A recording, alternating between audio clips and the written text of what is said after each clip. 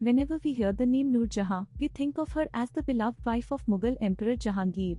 But little do we know about her achievements as the most powerful woman of her time. In this video we will take a look at her life and her accomplishments. Noor Jahan was born as Mehrunissa in 1577 on a rather stormy night in modern-day Kandahar, Afghanistan. Her father, Ghiyas Beg, was the Wazir, Prime Minister, of Isfahan and was in the service of Shah Tahmasp of Iran. Her parents, both of Persian aristocratic descent, had fled Persia after a civil war broke out in the region due to the reigning Shah's sudden death. Asmat Begum, Mehrunissa's mother, was pregnant with her at the time and the family found themselves in a hapless condition.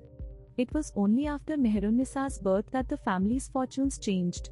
A merchant noble, Malik Masood, who worked in Emperor Akbar's court, helped Ghiyas and his family make their way towards Agra and the emperor's court. Believing his newest born child to be a gift from Allah, Ghiyas named her Mehrunissa, which literally means son among women. Ghiyas Beg soon began his career in Emperor Akbar's court in 1577. As her father's position and power in the Mughal Empire grew, Mehrunissa was offered the best possible education and grew up to be an extremely intelligent woman.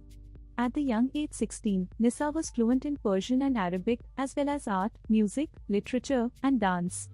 She was a strikingly beautiful young lady well endowed with stunning Persian genes and azure blue eyes. Alexander Dow in his book History of Hindustan narrates the story of when Prince Salim saw Mehrunissa when he paid a visit to Ghiyas Beg's house. As soon as Mehrunissa appeared before him, Salim was smitten by her beauty.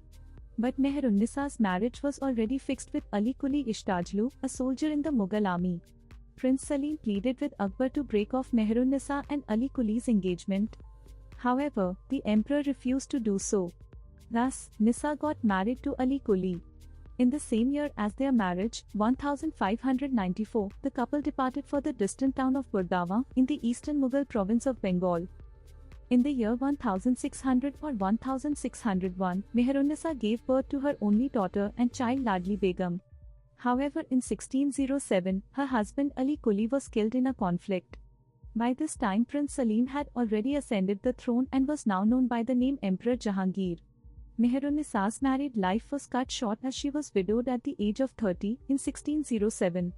She was soon brought back to the imperial court in Agra and was placed under the protection of the women of the Mughal Zanana. Hi everyone, welcome to Curious with Sama. In this channel we cover entertainment facts, world facts, mythology and many more.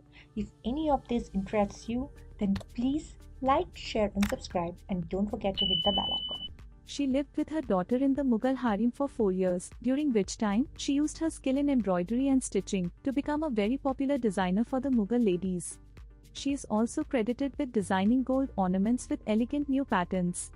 In 1611, Jahangir happened to meet her at Meena Bazar. He once again fell in love with her, proposed immediately, and they were married the same year. Jahangir gave her the title of Noor Mahal or Light of the Palace, and later Noor Jahan or Light of the World. Noor Jahan was a great poet and hunter. She composed Persian poems occasionally under the pen name of Makfi. In his memoirs, Tuzuki Jahangiri, Emperor Jahangir mentions her great hunting skills when she killed 4 tigers with 6 shots. Noor Jahan had a refined cultural taste and assisted Jahangir in his pursuit of art and painting. Her mother, Asmat Begum, had discovered attar or essence of roses, but the credit of distilling and popularizing it goes to her. Apart from this, she took care of orphans, especially girls, and is estimated to have arranged the marriages of, or provided for, 500 such girls. She was a great patron of architecture too, and built many beautiful palaces, gardens and mosques. The tomb she built for her father Mirza Ghiyas Beg in Agra is one of the most exquisite examples of Indo-Persian architecture and provided inspiration for the Taj Mahal. She also built the Patthar Masjid Mosque at Srinagar. Noor Jahan's power and influence started growing. In 1612, a year after her marriage with Jahangir, Noor orchestrated a wedding match between the emperor's favorite son Khurram, later known as Shahjahan, and her niece Adyamon Banu Begum, Mumtaz Mahal. This wedding aided Noor to form a powerful alliance, one that would form the backbone for most her reign, between her father, her brother Asaf Khan, father of Mumtaz, and Khurram. Soon Emperor Jahangir began taking the back seat in the functioning of the empire and let his wife take over the reins. Soon Noor Jahan became famous for her administrative skills. Noor even issued royal farmans, a royal decree issued by the emperor, bearing her name on it. By 1617, Noor Jahan had gold and silver coins carrying her name on them, circulating throughout the empire. Noor took everyone by surprise by appearing in the imperial balcony, in front of everyone, an area that was traditionally reserved only for men. She even saved the emperor's life when his most trusted courtier Mahawat Khan captured him. Noor led a large army against Khan and unfortunately got captured by the enemy due to a lapse in the Mughal army's defense. But the empress did not give up so easily.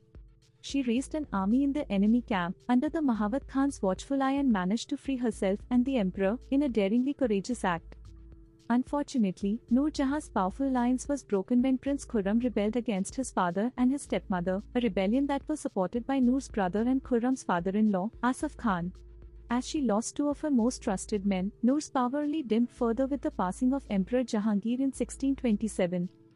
She spent rest of her life peacefully in a confined palace in Lahore with her only child Ladli Begum. When Shah Jahan came to power, he did everything in his capacity to erase Noor Jahan's name from the pages of history. The little that remained remembered her as a witch and a cruel woman.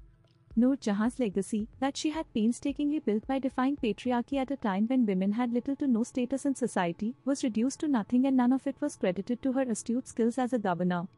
She was buried in a red sandstone tomb she had built for herself in Shahdra Bagh, Lahore, a short walk away from her husband's last resting place. So that's a wrap from today's video. If you like this video, then please like, share and subscribe, and don't forget to hit the bell icon.